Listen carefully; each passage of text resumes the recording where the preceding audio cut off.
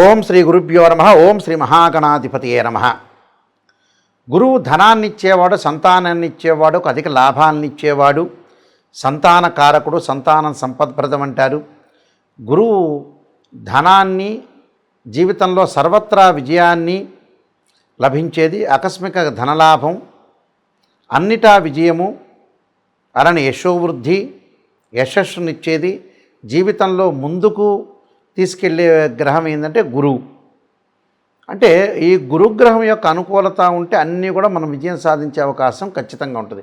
సుఖాన్ని, భోగాన్ని, సౌఖ్యాన్ని ఇచ్చేవాడు కూడా ఇక్కడ గురువే. అయితే ఈ గురువు అక్టోబర్ 18 నుంచి అతిచారంలోకి వెళ్ళింది. అతిచారం అంటే ఏంటంటే, ఏదైతే మిథున రాశిలో గురువు ఉన్నారో ఆ గురువు ఏదైతే ఎన్ని రోజులు ఉండాలో అన్ని రోజులు ఉండకుండా ముందు రాశిలోకి ప్రవేశించదాన్ని అతిచారం అంటాం మనం. అతిచారం ఎప్పటి వరకు ఉంటుంది? డిసెంబర్ 5వ తారీఖు వరకు ఉంటాడు. ఈ డిసెంబర్ 5వ తారీఖు మధ్యలోనే ఈ అతిచారంలోనే వక్రగతి కూడా ఏర్పడింది. ఇక్కడ ఆ వక్రగతి ఎప్పుడు ఏర్పడింది? నవంబర్ 12వ తారీఖు నుంచి వక్రగతిలోకి వచ్చాడు. వచ్చి ఎప్పటి వరకు ఉంటాడు? మార్చి 11వ తారీఖు వరకు కూడా వక్రగతిలో ఉంటాడు. అయితే మనకి పర్టికులర్గా డిసెంబర్ 5 నుంచి వక్రగతి అనేది పోయి అతిచారం పోయి వక్రగతిలో ఉంటాడు. ఈ డిసెంబర్ 5 నుంచి మన మార్చి 11 వరకు కూడా వక్రగతిలో ఉంటాడు. అయితే ఈ వక్రగతిలో గురువు ఉండటం వల్ల ఎలాంటి ఫలితాలు సంభవించబోతున్నాయి అంటే, డిసెంబర్ 5 నుంచి మార్చి 11వ తారీఖు వరకు కూడా మిథున రాశిలో గురువు యొక్క సంచారం. అంటే మళ్ళీ చెబుతున్నాను, డిసెంబర్ 5 నుంచి మార్చి 11వ తారీఖు వరకు కూడా గురువు మిథున రాశిలో సంచారం చేస్తే ఎలాంటి ఫలితాలు జరగబోతున్నాయో ఒకసారి మనం పరిశీలన చేద్దాం. ముఖ్యంగా ఇది 95 డేస్ ఉంటుంది. ఈ 95 డేస్ ఎలాంటి ఫలితాలు జరగబోతుందో ఒక్కసారి పరిశీలన చేద్దాం. మీనరాశి వాళ్ళకి రాస్యాధిపతి, దశమాధిపతి అయిన గురువు చతుర్థ స్థానంలో ఉండటం వల్ల ఎలాంటి ఫలితాలు కలగబోతున్నాయి అంటే, ఏం జరగబోతున్నాయి? కుటుంబ సమస్యలు రాకుండా చూసుకోవాలి, అన్నదమ్ములతోటి వివాదాలు, ఆర్గ్యుమెంట్స్ చేయకుండా చూసుకోవాలి, బంధుమిత్రులతో ఎంతో సహనంగా ప్రవర్తించాలి, అనారోగ్యం వల్ల, వైద్య చికిత్సల వల్ల కొంత జాగ్రత్తగా ఉండాలి, అధికంగా డబ్బులు ఖర్చు చేసే సూచనలు ఉంటాయి, వృత్తి ఉద్యోగ వ్యాపార రంగాల్లో కూడా కొంత జాగ్రత్త ఉండాలి, కష్టాలు సుఖాలు భయాందోళన కలగకుండా చూసుకోవాలి, పై అధికారుల వల్ల ఒత్తిడి రుణ బాధలు కలగకుండా కూడా చూసుకోవటం మంచిది. అంటే ఎలాంటి బాధలు లేకుండా జాగ్రత్త వివరించాలి. అతి క్లేశం బంధువైరం దారిద్ర్యం దేహపీడనం అన్నారు. అంటే దేహపీడనం రాకుండా, అలానే బంధు విరోధాలు కలగకుండా, మనోవిచారం విషయంలో జాగ్రత్త ఉండాలి.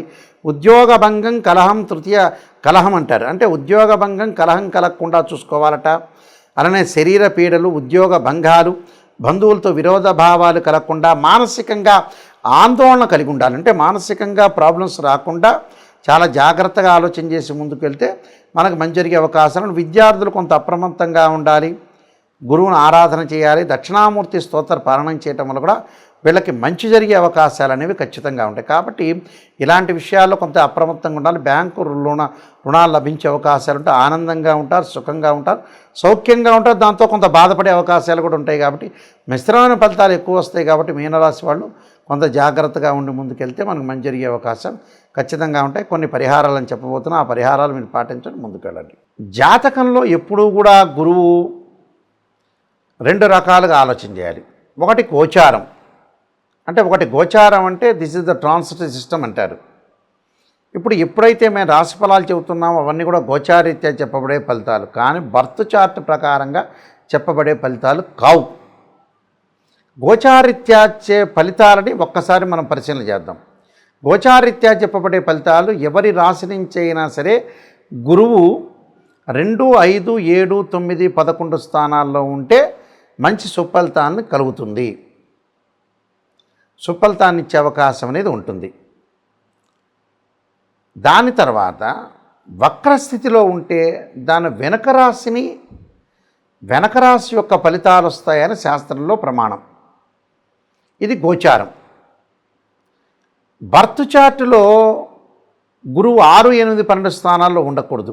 మనం ఏదైతే పుడతామో ఆ పుట్టిన లగ్నం నుంచి 6, 8, 12 స్థానాల్లో ఉంటే ఫైనాన్షియల్ పరంగా ఇబ్బందులు కలిగే అవకాశాలు ఎక్కువ ఉంటాయి. వృత్తి వ్యాపార రంగాల్లో అనుకూలంగా లేకపోవటం, సంతానపరంగా ఇబ్బందులు, సంతానం కలగలేకపోవడం జరుగుతుంటుంది. సౌభాగ్యము, సుఖము, భోగభాగ్యాలు లభించే అవకాశం అనేది ఉండదు అని అర్థం. అంటే దానికి ప్రత్యేకంగా పరిహారాలు ఎన్నో ఉన్నాయి, ఆందోళన చెందాల్సిన పని లేదు. గురువు రాహుతో కంజంక్షన్ అయినా, కేతువుతో కానీ, అలానే శనితో కానీ కంజంక్షన్ కాకూడదు. గురువు 6th place, 8th place, 12th ప్లేస్లో ఉండకూడదు. గురువు అశ్వని, మఖ, మూలా నక్షత్రంలో ఉండకూడదు. ఆరుద్ర, స్వాతి, శతభిష నక్షత్రంలో కానీ ఉండకూడదు. పుష్యమి, అనురాధ, ఉత్తరాభాద్ర నక్షత్రంలో కూడా ఉండకూడదు. గురుచండాల యోగ దోషాలు ఏర్పడకూడదు జాతకంలో. గురువు రాహువులతో కలిస్తే గురుచండాల యోగ దోషం. గురువు శనితో కలవకూడదు. అంటే గురు రాహువులు కానీ, గురుకేతువులు కానీ, గురుశనులు కానీ కంజంక్షన్ కాకూడదు. కంజంక్షన్ కావటం వల్ల ఏమవుతుంది అని అంటే దారిద్ర్యం లభించే అవకాశం. ఎంత కష్టపడినా కూడా మనం ఆవగిందంత అదృష్టం ఉండాలి. గురువుగారు, నాయకంటి గారు, నేను చాలా బాగా కష్టపడుతున్నాను, కష్టపడినా కూడా ఫలితం వచ్చే సూచనలనే లేవు. కాబట్టి జాగ్రత్తగా ధనం మూలం మిదం జగత్ అన్నారు. ధనంతోనే ముడిపడింది. ఒకవేళ జాతకంలో గోచారీత్యా వాళ్ళకి దోషం అనేది కలిగినా దానికి కొన్ని పరిహారాలు చేసుకోవాలి. దత్తాత్రేయ స్వామి యొక్క స్తోత్రపారణం, దత్తకవచము, దేవానాంచ ఋషీరాంచ గురుకాంచన సన్నిభం, బుద్ధిమతం త్రిలోకేశం తమ నమామి బృహస్పతి అనే మంత్రాన్ని, శనగలు దానం చేయటం, అలానే ఉడకబెట్టిన శనగలు గురువారం రోజున ప్రాతకాలంలో ఆవుకు పెట్టడం, శనగలతోటి వంటకం తయారు చేసి ప్రధాన అర్చకులకు ఇచ్చి, శనగ గుగ్గిళ్ళని ఉంటాయి అవి ప్రధాన అర్చకులకు ఇస్తే వారంతా కూడా అందరికి కూడా పంచుతారు. అలానే నవగ్రహాల యొక్క ప్రదర్శన చేయటం, నవగ్రహాల ప్రదర్శనతో పాటు శని ఏదైతే గురువుకు సంబంధించిన జపం చేయటం చేసుకోవాలి. అంటే దేవగురువైన బృహస్పతి జపం చేయాలి. దేవానాంచ ఋషీనాంచ గురుకాంచన సన్నిభం బుద్ధిమతం త్రిలోకేశం తం నమామి బృహస్పతి అనే మంత్రాన్ని చదువుకోవటం. ముఖ్యంగా బ్రాహ్మణోత్తముల చేత దేవగురువైన బృహస్పతి జపం అనేది 16,000 సార్లు చేపించడం, దశాంక్షేత్రపణం, గురువు హోమం, బృహస్పతి హోమం, రావి సమిధులతోటి శనగలు దానం చేయటం చేయాలి. అలానే ప్రతి గురువారం కూడా దత్తాత్రేయ స్వామి స్తోత్రపారణం, దత్త కవచాన్ని చదువుకోవటం చాలా మంచిది. అంటే ఇవన్నీ కూడా రెమెడీస్ చేయాలి.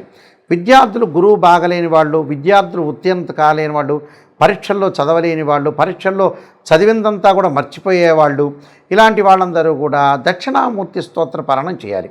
ఎవరైతే దక్షిణామూర్తి స్తోత్ర పారణం చేస్తారో వాళ్ళకు అనుకూలంగా ఉంటుంది. పిల్లలు ఒకవేళ చేయలేని వాళ్ళు, పెద్దవాళ్ళు ఆ స్తోత్ర పారణం అబ్బాయి పేరు అనుకొని, అమ్మాయి పేరు అనుకొని దక్షిణామూర్తి స్తోత్ర పారణం చేయడం చాలా మంచిది.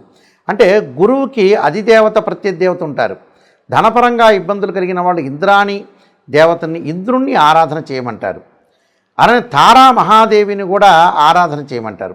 అందువల్ల గురువు యొక్క అనుకూలంగా ఉండాలంటే దత్తాత్రేయ స్వామి యొక్క గుళ్ళను సంతరించడం, దత్తా స్వామి యొక్క స్తోత్ర పారణం చేయటం, అలానే ఆదిశంకరాచార్యుల్ని భక్తి శ్రద్ధలతో కొలవటం, రామానుజులను భక్తి శ్రద్ధలతోటి కొలవటం, ఇలా గురువులను ఆరాధన చేయటం, సిద్ధుల్ని గురువుల్ని ఆరాధన చేయటం వల్ల కూడా మనకి మంచి జరిగే అవకాశాలు ఎక్కువగా ఉంటాయి.